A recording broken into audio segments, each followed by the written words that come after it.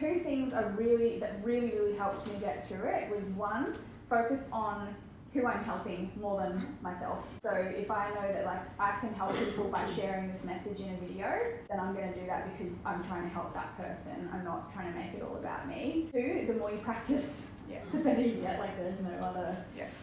You just got to do it, and you realise that all of those things that you think are going to happen, they don't all like I had maybe it happened like 3 times that people criticised me and then it was over. Set a routine for yourself, and it does just come down to self-discipline. So when I first started, I committed to making 1 video a week, and then I put it up to 3 videos a week.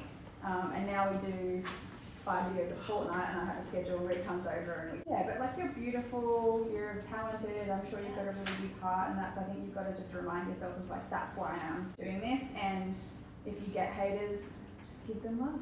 Haters be haters. Write down what your fear is, like specifically what you're afraid of happening, if it's negative comments or if it's something, and then make a plan for what are you going to do if and when that happens. And so mine was like, if someone criticises me and says I have bad hair or I'm fat or I've got pimples or I don't know what I'm talking about, or like all of those fears that were in my head, then I'm going to just say thanks.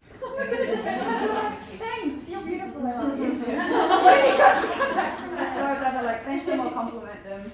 That's the kind of vibe I want to put out there. I don't want to get into arguments or things with people. So I was embarrassed about the fact that in my past I used to drink a lot and party a lot and stuff like that, and I've made videos literally telling that story because once you own it, no one has anything else to come back on.